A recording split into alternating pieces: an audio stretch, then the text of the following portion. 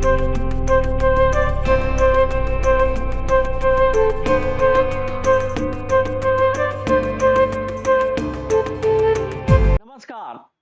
दरस the trio में आपका स्वागत है। आज हमारे साथ ऐसे शख्सियत हैं जो आपको बताएंगे कि हर काम में आनंद कैसे उठाया जाता है। संजय अग्रवाल, जिलाधीश, आइए उनसे जानते हैं काम का आनंद कैसे लिया जाता है और काम कैसे किया जाता है। संजय सर, आप सबसे पहले बताएंगे ये प्रशासनिक सेवा में आने का आपने कैसे सोचा? बेसिकली मैं ग्रामीण परिवेश से हूँ और मेरी पूरी शिक्षा दीक्षा जो है अभी वर्तमान में जो शक्ति जिला है, शक्ति जिला में एक देवरघटा डभरा ब्लॉक के अंदर गांव है, वहां से हूँ। और प्रारंभिक शिक्षा मेरी मेरे गांव में ही हुई। मिडिल स्कूल के बाद हाई स्कूल जो है वहां से 5 किलोमीटर दूर फगरम गांव है, वहां हुई। और उसके बाद 12th में खर्चा आया। उसके बाद मैंने इंजीनियरिंग कंप्लीट किया, डिप्लोमा के बाद AMI इंजीनियरिंग का कोर्स होता है, वो मैंने कंप्लीट किया। उसी समय मेरे मन में इच्छा हुई कि अगर एडमिनिस्ट्रेशन में काफ़ी चैलेंजेस हैं, काफ़ी कुछ करने का अवसर होता है, और तभी से मेरे मन में था कि PS बनूंगा। आप बन गए, पर ये PSC के थ्रू आप प्रवेश हुए, ये बताएं। क्योंकि बेसिक हम लोगों की प्लानिंग ये थी कि पहले हम लोग दिल्ली जा करके, और भी हमारे 2-3 दोस्त थे, सब लोगों ने प्लानिंग किया कि पहले हम लोग दिल्ली जाएंगे और दिल्ली से हम UPSC की तैयारी करेंगे। बट किसी ने हम लोगों को सजेस्ट किया कि इंदौर, पहले दिल्ली जाने से पहले आप लोग इंदौर आ जाइए, इंदौर में एक बेसिक लेवल आपका हो जाएगा, उसके बाद आप लोग दिल्ली जाइएगा। तो हम लोग इंदौर चले गए और इंदौर में हम लोग तैयारी करते रहे, और इसी बीच PSC का एग्जाम हुआ। उस PSC के एग्जाम में हम लोग सफल हुए, और उसके बाद फिर हम लोग UPSC की तैयारी करते रहे। और UPSC में सिलेक्शन नहीं हुआ, बट यहाँ स्टेट सर्विस में सिलेक्शन होने के बाद IAS के रूप में इंडक्ट हुआ मैं, और मुझे IAS अवार्ड हुआ है। आपने प्रशासनिक सेवा का पहला सफर छत्तीसगढ़ के मनेन्द्रगढ़ से प्रारंभ किया, कैसे अनुभव रहा पहला? 99 में मेरी पोस्टिंग मनेन्द्रगढ़ में हुई थी। सबसे पहले मैं PSC में CDPO child development project officer के रूप में चयनित हुआ था। मेरा पहला एक्सपीरियंस था, और इस तरह का एक्सपीरियंस जो है, क्योंकि वो वनांचल क्षेत्र है, आंगनवाड़ी में जो बच्चे आते हैं उनको लेकर के, आंगनवाड़ी में जो हमारे माताएं होती हैं, धात्री माताएं, प्रेग्नेंट वुमेन और लैक्टेटिंग मदर्स, उनको सर्विसेज देने का ये चाइल्ड डेवलपमेंट प्रोजेक्ट ऑफिसर का एक काम होता है। तो उस समय मैं 102 आंगनवाड़ी केंद्र होते थे उस परियोजना में। तो मैं सभी 102 आंगनवाड़ी केंद्र में जा करके मैंने अनुभव किया कि रियल में रायपुर और बिलासपुर बहुत अलग है, बट हमारा जो इंटीरियर फील्ड का इलाका है बहुत अलग है। तो मुझे लगा कि और भी मुझे मेहनत करनी चाहिए, और भी अच्छे पोस्ट पे आना चाहिए। और वहाँ पे मैंने अनुभव किया कि गरीबी भी काफी ज्यादा थी उन दिनों। 99 की बात है। जंगल एरिया में, चूंकि काफी बड़ा एरिया जंगल का लगता था, तो जंगल एरिया में बहुत ही छोटे छोटे घरों में लोग रहते थे। बहुत अच्छी सुविधाएं भी उस समय नहीं हुआ करती थी। मध्य प्रदेश का पार्ट हुआ करता था वो पूरा एरिया। तो ऐसी स्थिति में बच्चों पे किस तरह से उनका टीकाकरण पे फोकस करना चाहिए, किस तरह से जो माताएं हैं जो काफी कमजोर होती थी, उन लोगों के लिए जो भी पूरक पोषण आहार होता था, किस तरह से उनको सही समय पे सही चीजें उनको मिले, उसके लिए काफी विजिट हम लोग करते थे, और इसका काफी फायदा भी मिला, और इससे हम सब लोगों को सीखने का भी काफी अवसर मिला वहाँ पे। संजय सर, आप SDM के रूप में मुंगेली, लोरमी, बैकुंठपुर, बिलासपुर, राजनांदगांव, कमिश्नर के रूप में राजनांदगांव भिलाई, ADM के रूप में रायपुर, दुर्ग, राजनांदगांव, कोरबा, अब कलेक्टर के रूप में राजनांदगांव और अभी बिलासपुर में। तो ये इन कामों, सभी कामों में सबसे अच्छा किसको मानते हैं और कैसे, किस में ज्यादा आनंद आ रहा, या अभी आ रहा है या पहले आया है? मुझे लगता है कि जो भी जिस भी भूमिका में गवर्नमेंट आपकी पोस्टिंग करती है, उन सारी पोस्टिंग्स पे आपके लिए काम करने का काफ़ी अवसर मिलता है। चाहे आप अगर बड़े शहरों में हैं, तो बड़े शहर के चैलेंजेस अलग होते हैं। आप छोटी जगह पे हैं, तो छोटी जगह के चैलेंजेस अलग होते हैं। आप ट्राइबल एरिया में हैं, तो ट्राइबल एरिया के चैलेंजेस अलग होते हैं। आप उस जगह में आपकी क्या भूमिका हो सकती है? आप उन भूमिका को समझ करके हम बेहतर कैसे सोसाइटी के लिए कर सकते हैं। तो मुझे लगता है आनंद तो सारे कामों में आता है। अगर हम इन्वॉल्व होकर के काम करें तो कहीं भी कोई दिक्कत नहीं, किसी भी पोस्टिंग पे आप रहें, आपको सभी पोस्टिंग में आनंद आएगा। आपने अभी कहा है कि आप हर काम में आनंद उठाते हैं, उठाए हैं। ये हर काम में आनंद उठाने के जो गुर हैं, वो क्या हैं बताएँ? जैसा मैं अभी मेरा जो अनुभव है उस हिसाब से मैं बता सकता हूँ। अगर मैं बैकुंठपुर में मेरी पोस्टिंग थी, ट्राइबल एरिया था, तो वहाँ पे मैं जब भी वहाँ पे मैंने देखा कि काफ़ी पिछड़ापन है, काफ़ी गरीबी है। तो शासन की जो भी योजनाएँ हैं, कैसे उन लोगों तक उन योजनाओं को ले जाया जा सके ताकि उन योजनाओं का लाभ लेकर के वो अपने जीवन स्तर में सुधार ला सकें। उसमें फिर अलग-अलग डिपार्टमेंट्स के साथ समन्वय करके सब लोगों को उन गाँवों में किस तरह से हम शिविर के माध्यम से उन योजनाओं का लाभ धरातल पे उन योजनाओं का लाभ लोगों को मिल सके, इसके लिए लगातार प्रयत्न करते रहते हैं। अगर नगर निगम में पोस्टिंग हुई, तो नगर निगम के अलग-अलग वार्डों की क्या प्रॉब्लम्स है, उन हमारे जो भी जनप्रतिनिधि हैं, उनके साथ बैठ करके उनके वार्ड में क्या ऐसी चीज़ें की जा सकती है, जिससे लोगों को बेहतर लाभ मिल सकता है। अगर एसडीएम के रूप में काम करना हो, तो अलग-अलग डिपार्टमेंट्स के ब्लॉक लेवल पे हम लोग शिविर जो है, गाँव-गाँव में 10-10 ग्राम पंचायत के क्लस्टर्स करके वहाँ पे हम लोग ब्लॉक लेवल अधिकारियों का शिविर लगातार करते थे। इसी तरह से अभी जो भूमिका है, वो भी समन्वय की भूमिका मेन होती है, चाहे एसडीएम के रूप में हो, चाहे कलेक्टर के रूप में हो। अलग-अलग डिपार्टमेंट्स की जो स्कीम है, उन स्कीम्स का लाभ लोगों को मिले, इसके लिए बहुत आवश्यक है कि अलग-अलग डिपार्टमेंट्स के बीच में समन्वय अच्छा हो। उन लोगों को मोटिवेट करके किस तरह से लोगों के हित में, शासन के हित में हम काम करें ताकि लोगों के जीवन स्तर में सुधार हो सके, यही मेन काम होता है। कलेक्टर साहब, अब हर जिले की भौगोलिक स्थिति अलग रहती है, वहाँ का वातावरण अलग रहता है। इसके पहले आप राजनांदगांव में थे, अभी बिलासपुर में है। राजनांदगांव संस्कारधानी, बिलासपुर न्यायधानी, दोनों में काम के इसमें क्या अंतर पाते हैं? क्या लगता है आपको? निश्चित तौर पे जो भौगोलिक स्थिति है उसका इम्पैक्ट होता है, वहाँ के लोग कैसे होते हैं उसका भी इम्पैक्ट होता है। कुछ जगह बहुत जल्दी उन योजनाओं का क्रियान्वयन हो जाता है। कई बार उन योजनाओं का क्रियान्वयन बहुत ज़्यादा नहीं हो पाता है, तो आपको लगातार लोगों की बैठकें करनी पड़ती है, लोगों को मोटिवेट करना पड़ता है। तो बट लगातार हम लोग प्रयत्न करते रहेंगे तो योजनाएँ लोगों तक पहुँचती है। जैसे रायपुर है, राजधानी है, बिलासपुर न्यायधानी है, यहाँ पे अमूमन प्रोटोकॉल महत्वपूर्ण है। तो आप प्रोटोकॉल से परे काम के लिए समय निकाल पाते हैं? कैसे कर पाते हैं ये?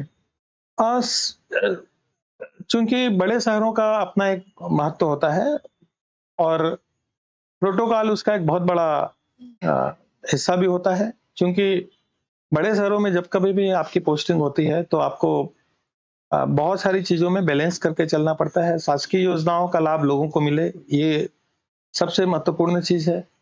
साथ में बड़े शहरों में चूँकि प्रोटोकॉल का भी अपना एक सिस्टम होता है। कोई भी सीनियर जनप्रतिनिधि आएँगे, सीनियर अफ़सर आएँगे, तो निश्चित तौर पे पहले रायपुर, बिलासपुर या कहीं भी जाएँगे तो रायपुर होके ही जाएँगे। तो उनका प्रोटोकॉल उनके अनुरूप हो, उसमें किसी भी तरह की चूक ना हो, ये भी हमको समझना है। साथ ही साथ बड़े शहरों में नॉर्मली ये भी देखने में आता है कि अगर राजधानी में आपकी पोस्टिंग है, तो जितने प्रकार के ऐसे बहुत सारे संगठन होते हैं जो शासन से अपनी माँगें रखते हैं, तो राजधानी पे जा कर के अपनी माँगों को वो रखते हैं और उसके लिए वहाँ पे ग्रुप में वो जाते हैं, तो कई बार धरना, ज्ञापन ये सारी चीज़ें भी होती हैं। तो चूँकि वहाँ पे इस तरह सा एक ऑफ़िसर्स होते हैं, जो इसी तरह से काम करते हैं और वो एक-दूसरे को देख कर के कि किसको कैसे काम करना है, वो सीख जाते हैं। और सब लोग एक समन्वित रूप से काम करते हैं, तो कहीं कोई दिक्कत नहीं आती। कलेक्टर साहब, आप देख रहे हैं छत्तीसगढ़ में जो भूजल का स्तर है वो काफी नीचे जाते जा रहा है। इसके पहले आप राजनांदगांव में थे। खासकर भूजल का स्तर बढ़ाने के लिए आपने काफी महत्वपूर्ण काम किया है। ये योजना बताएं, क्या किया जा सकता है जिसमें, या क्या करने की कोशिश कर रहे हैं आप कि भूजल का स्तर बढ़े? मेरी पोस्टिंग राजनांदगांव में जैसे हुई तो मुझे लगा कि पानी जो है वो बहुत इम्पोर्टेंट चीज है। अगर पानी का स्तर लगातार नीचे जा रहा है, और राजनांदगांव में चूंकि रबी फसल में धान की फसल बहुत ज्यादा होती है, वहां पे पंप्स भी काफी ज्यादा लगे हुए थे, तो 42,000 करीब राजनांदगांव में पंप्स थे। ये सारे डेटा का एनालिसिस मैंने किया, और हम लोगों की एक अच्छी टीम है वहां पे। तो हम लोगों ने पाया कि 1 हेक्टेयर अगर रबी फसल पे धान की फसल उगाई जाती है तो उसमें 80 लाख लीटर या उससे ज्यादा पानी लगता है। हम बरसात का पानी जो है बहुत ज्यादा बह करके चला जाता है, लगभग 98% पानी बरसात का बह करके चला जाता है। बरसात का पानी को अधिक हम कैसे स्टोर कर सकें, इसके लिए हम लोगों ने वहां पे प्रयत्न किया, लोगों को मोटिवेट किया, और ऐसी चीजें जिससे भूजल का उपयोग बहुत ज्यादा होता है उसके बारे में लोगों को बताया। तो लोगों को ये चीजें समझ में आई। गांव-गांव में हम लोगों ने वहां पे गोष्ठियां की थी। वहां पे फसल चक्र परिवर्तन के बारे में भी हर गांव में गोष्ठियां की गई। किस तरह से फसल चक्र परिवर्तन करके किसानों की इनकम को भी बढ़ाया जाए, और आने वाले समय में जो भूजल का स्तर इतना तेजी से गिर रहा है उस स्तर में कैसे इंप्रूव किया जाए, क्योंकि लगभग 20,000 रुपए प्रति एकड़ रबी फसल में धान उगाने के बाद किसान को बचता है, तो ये बहुत ज्यादा पैसा नहीं है। दूसरे फसल पे डाइवर्ट करके इससे ज्यादा किसानों ने वहां पे कमाया है। तो ये बताने की जरूरत थी, क्योंकि ट्रेडिशनली हम लोग धान पे बहुत ज्यादा डिपेंडेंट हैं, बहुत ही इजी तरीके से धान की फसल लोग लगाते हैं इसलिए। बट हम लोग जा करके जैसे उनको बताना चालू किए तो वहां काफी अच्छा इसका रिजल्ट देखने को भी मिला है। लोग अदर देन धान की फसल, मक्के पे गए, वो सरसों पे गए, हार्टिकल्चर फसल पे वो लोग गए। इवन कुछ लोग शिमला मिर्च, कलरफुल शिमला मिर्च का भी फसल उन्होंने लगाया है। तो मुझे लग रहा है मछली पालन पे भी लोगों ने काफी अच्छा वहां पे काम किया है। तो जब हम उनको बताते हैं कि आपके लिए क्या बेहतर है, और वो उनको वो सारी चीजें समझ में आती है, तो वो धान से डाइवर्ट होकर के दूसरी फसल पे जाते हैं। और वो ऐसी फसलें होती हैं जिसमें पानी का उपयोग कम होता है, तो उनके फायदे के लिए भी है, और आने वाली जनरेशन के लिए सतत विकास के लिए हमें जो चीज चाहिए वो भी है। इसके अतिरिक्त जो है बरसात का पानी चूंकि बह करके चला जाता है, तो हम लोगों ने राजनांदगांव में सोख्ता गड्ढे काफी वहां पे हम लोगों ने बनवाना चालू किया। श्रीमती फुलवासन यादव पद्मश्री हैं, उनके साथ हम लोगों ने मिल करके काफी सोख्ता गड्ढा बनवाया।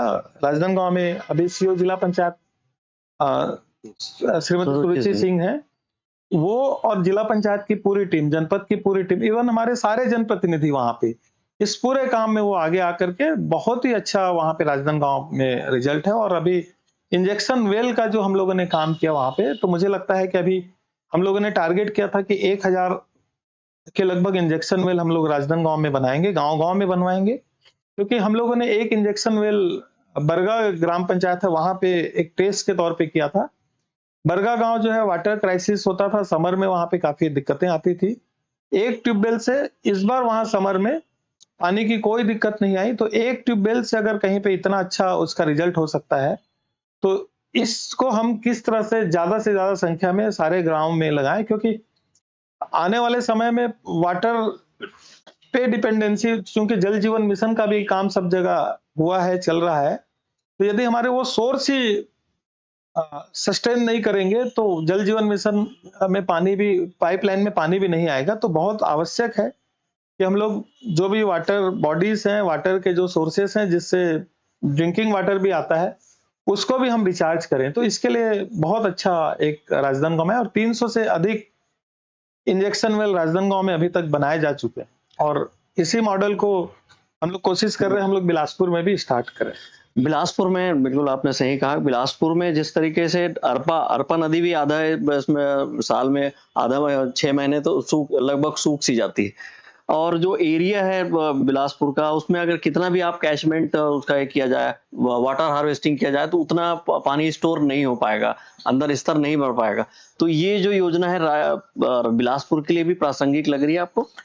ये सभी जगह के लिए, चूंकि बरसात का पानी जो बह करके चला जाता है, हमको बरसात के पानी को ज्यादा से ज्यादा अपने गांव में, अपने शहर में, अपने जहां पे भी रोक सकते हैं उसको रोकना चाहिए। क्योंकि हम नीचे का पानी जब भी अंडरग्राउंड वाटर यूज करते हैं, तो जितना पानी हम नीचे से लेंगे उससे ज्यादा पानी हमें हर साल अंडरग्राउंड करना पड़ेगा, तभी ही हमारा जो रिसोर्स है, सोर्स है, वो इम्प्रूव होगा। अदरवाइज से वाटर टेबल और नीचे चला जाएगा। इस बार हम लोगों ने 5 जुलाई को बिलासपुर में एक बेहद बढ़िया कार्यक्रम वृक्षारोपण का किए हैं। 3 लाख 3.5 लाख से ऊपर एक दिन में यहाँ के लोगों ने, जिसमें सारे जनप्रतिनिधि शामिल थे, हर ग्राम पंचायत, सारे शहर में, सारे ऑफिसेस में, सब जगह एक बढ़िया प्लांटेशन का मुहिम चला, जिसमें हमारे जो इंडस्ट्रियलिस्ट थे, हमारे जितने भी प्रकार के ऑर्गेनाइजेशन है, एनजीओस हैं, सब लोग मिल करके एक बहुत ही अच्छा एक काम किए। और आगे आने वाले समय में इंजेक्शन वेल का भी हम लोग काम करेंगे। काफी एनजीओस जो हैं वो सामने आ रहे हैं। और अभी हम लोगों ने यहाँ पे 2 जुलाई, 3 जुलाई और 4 जुलाई को एक वर्कशॉप भी सेंट्रल ग्राउंड वाटर बोर्ड के साथ यहाँ पे आयोजित किया था वर्कशॉप। तो उसमें अभी ओरिएंटेशन का कार्यक्रम हम लोग स्टार्ट किए हैं, और ये अभियान जो है हम लोग धीरे धीरे आगे लेके जाएंगे। और अरपा नदी पे, जैसा आपने बताया, इस बार अरपा नदी पे हम लोग ब्लॉक प्लांटेशन का प्लान किए हुए हैं। इस बार ब्लॉक प्लांटेशन अरपा नदी पे करेंगे। और अरपा नदी पे गवर्नमेंट ने 2 बैराज भी सैंक्शन किया है। इस बार एक बैराज जो है उसका वो लोकार्पण होना है। दूसरा बैराज में थोड़ा सा काम बच गया है। अगले साल तक दोनों बैराज भी जो है वो चालू हो जाएंगे। तो मुझे लगता है कि काफी अच्छी प्लानिंग गवर्नमेंट की अरपा नदी पे काम करने की है। आपने ये साबित किया कि हर काम से आनंद उठाया जा सकता है। हर काम से कैसे आनंद उठाया जा सकता है, आप हमारे दर्शकों को संदेश देंगे? आ, हर काम में पब्लिक को क्या उससे फायदा मिलेगा, अगर हम ये टारगेट लेके चलेंगे कि इस काम से पब्लिक को इस तरह के फायदे मिल सकते हैं, वो अगर आपके दिमाग में है, वो आपके मन में है, तो मुझे लगता है कि फिर आपको कहीं भी दिक्कत नहीं है। लोग आपके साथ जुड़ते चले जाएंगे। और जब लोग जुड़ते चले जाएंगे, उनको ये पता लगेगा कि ये उनके उनके हित के लिए ये काम है, तो फिर कहीं भी दिक्कत नहीं आएगी। और जब आप दूसरों के चेहरे पे खुशी देखते हैं, तो उसमें फिर आपको थकान नहीं होती उस काम को करने में। निश्चित तौर पे फिर हमको और मोटिवेशन मिलता है कि इस काम को हम और आगे कैसे लेके जाएं। और मुझे लगता है कि लोगों की चेहरे के जो भाव हैं, जो पॉजिटिव भाव होते हैं, वो आपको और अधिक एनर्जी देता है और अधिक मोटिवेशन देता है कि आप इस तरह के काम को और कैसे बड़े स्केल पे कर सकते हैं। तो वो मुझे लगता है कि वो सबसे बड़ी एनर्जी हम लोगों के लिए वो होती है। हर काम को आनंद पूर्वक कैसे किया जाए, उसके पीछे ये सोच होनी चाहिए कि इससे लोग कैसे खुश होंगे, लोगों को सुख कैसे मिलेगा। ये बता रहे थे बिलासपुर के जिलाधीश संजय अग्रवाल। अब और किसी शख्सियत के साथ अगले एपिसोड में। नमस्कार। Thank you.